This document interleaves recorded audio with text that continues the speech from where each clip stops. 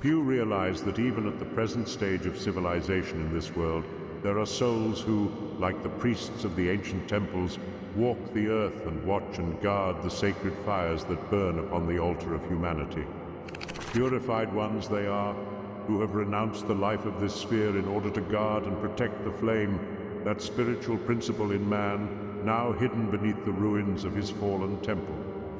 As we think of the nations that are past, of Greece and Rome, and the grandeur that was Egypt, we sigh as we recall the story of their fall. And we watch the nations of today, not knowing which will be the next to draw its shroud around itself and join that great ghostly file of peoples that are dead. But everywhere, even in the rise and fall of nations, we see through the haze of materiality, justice. Everywhere we see the reward, not of man, but of the invincible one, the eternal flame. A great hand reaches out from the unseen and regulates the affairs of man. It reaches out from that great spiritual flame which nourishes all created things, the never-dying fire that burns on the sacred altar of the cosmos, that great fire which is the Spirit of God. If we turn again to the races now dead, we shall, if we look, find the cause of their destruction. The light had gone out. When the flame within the body is withdrawn, the body is dead. When the light was taken from the altar, the temple was no longer the dwelling place of a living God. Degeneracy, lust and passion, hates and fears crept into the souls of Greece and Rome, and black magic overshadowed Egypt. The light upon the altar grew weaker and weaker. The priests lost the word, the name of the flame. Little by little the flame flickered out, and as the last spark grew cold, a mighty nation died, buried beneath the dead ashes of its own spiritual fire. But the flame did not die. Like spirit of which it is the essence, it cannot die, because it is life, and life cannot cease to be. In some wilderness of land or sea it rested once again, and there rose a mighty nation around that flame. So history goes on through the ages. As long as a people are true to the flame, it remains. But when they cease to nourish it with their lives, it goes on to other lands and other worlds. Those who worship this flame are now called heathens. Little do we realize that we are heathen ourselves until we are baptized of the Holy Spirit, which is fire, for fire is light, and the children of the flame are the sons of light, even as God is light. There are those who have for ages labored with man to help him to kindle within himself this spark, which is his divine birthright. It is these who by their lives of self-sacrifice and service have awakened and tended this fire, and who through ages of study have learned the mystery it contained, that we now call the initiates of the flame. For ages they have labored with mankind to help him to uncover the light within himself, and on the pages of history they have left their seal, the seal of fire. Unhonored and unsung they have labored with humanity, and now their lives are used as fairy stories to amuse children. But the time will yet come when the world shall know the work they did, and realize that our present civilization is raised upon the shoulders of the mighty demigods of the past. We stand as Faust stood, with all our law, a fool no wiser than before, because we refuse to take the truths they gave us and the evidence of their experiences. Let us honor these sons of the flame, not by words, but by so living that their sacrifice shall not be in vain. They have shown us the way. They have led man to the gateway of the unknown, and there in their robes of glory passed behind the veil. Their lives were the key to their wisdom, as it must always be. They have gone, but in history they stand, milestones on the road of human progress. Let us watch these mighty ones as they pass silently by. First, Orpheus, playing upon the seven-stringed lyre of his own being, the music of the spheres. Then Hermes, the thrice greatest, with his emerald tablet of divine revelation. Through the shades of the past, we dimly see Krishna, the illuminated, who on the battlefield of life taught man the mysteries of his own soul. Then we see the sublime Buddha, his yellow robe not half so glorious as the heart it covered, and our dear master, the man Jesus, his head surrounded with a halo of golden flame, and his brow serene with the calm of mastery. Then Muhammad, Zoroaster, Confucius, Odin, and Moses, and others no less worthy passed by before the eyes of the student. They were the sons of flame. From the flame they came, and to the flame they have returned. To us they beckon and bid us join them, and in our robes of self-earned glory to serve the flame they love. They were without creed or clan. They served but the one great ideal. From the same place they all came, and to the same place they have returned. There was no superiority there. Hand in hand they labor for humanity. Each loves the other, for the power that has made them masters has shown them the brotherhood of all life. This is the great thread, the spiritual thread, the thread of living fire that winds in and out through all religions and binds them together with a mutual ideal and mutual needs. In the story of the Grail and the legends of King Arthur, we find that thread wound around the table of the king and the temple of Mount Salvar. This same thread of life that passes through the roses of the Rosicrucians winds among the petals of the lotus and among the temple pillars of Luxor. There is but one religion in all the world, and that is the worship of God, the spiritual flame of the universe. Under many names he is known in all lands, but as Iswari or Amun or God, he is the same, the creator of the universe, and fire is his universal symbol. We are the flame-born sons of God, thrown out as sparks from the wheels of the infinite. Around this flame we have built forms that have hidden our light, but as students we are increasing this light by love and service until it shall again proclaim us sons of the eternal.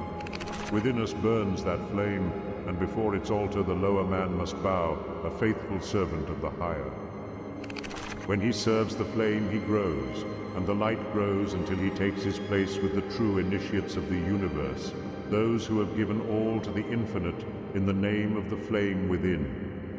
Let us find this flame and also serve it, realizing that it is in all created things, that all are one because all are part of that eternal flame, the fire of spirit, the life and power of the universe.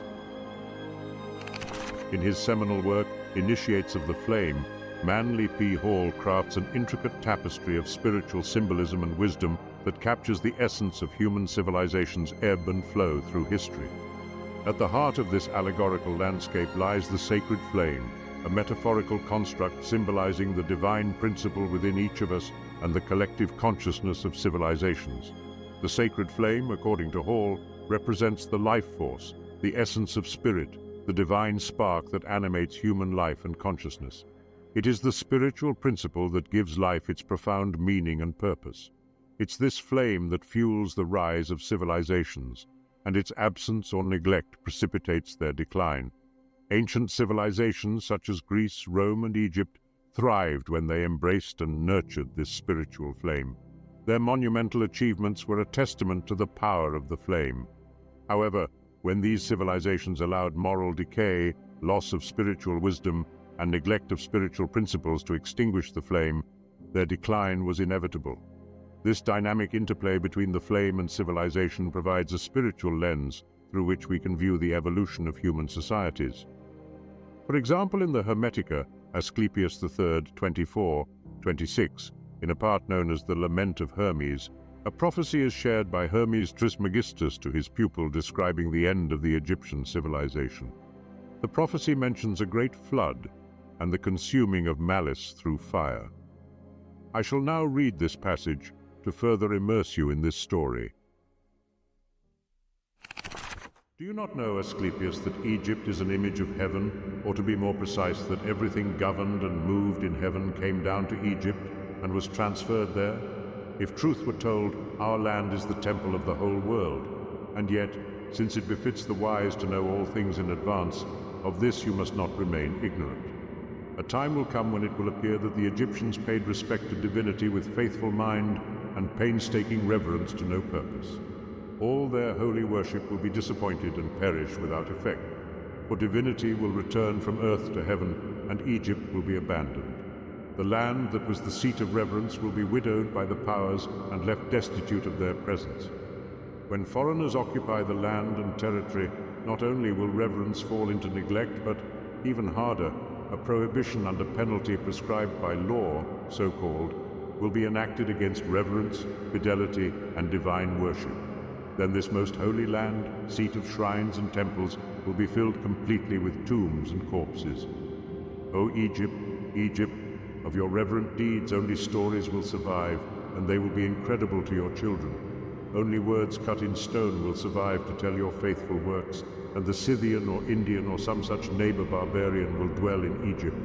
For divinity goes back to heaven, and all the people will die deserted, as Egypt will be widowed and deserted by God and human. I call to you, most holy river, and I tell your future. A torrent of blood will fill you to the banks, and you will burst over them. Not only will blood pollute your divine waters, but it will also make them break out everywhere, and the number of the entombed will be much larger than the living.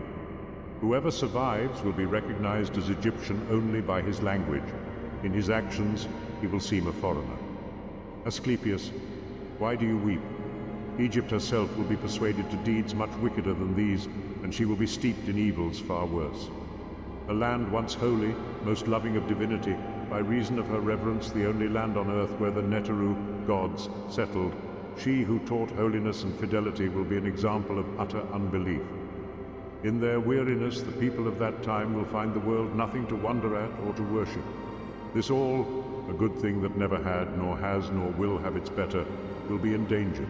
People will find it oppressive and scorn it. They will not cherish this entire world, a work of God beyond compare, a glorious construction, a bounty composed of images in multiform variety, a mechanism for God's will ungrudgingly supporting his work, making a unity of everything that can be honored, praised, and finally loved by those who see it, a multiform accumulation taken as a single thing. They will prefer shadows to light, and they will find death more expedient than life. No one will look up to heaven. The reverent will be thought mad, the irreverent wise. The lunatic will be thought brave, and the scoundrel will be taken for a decent person.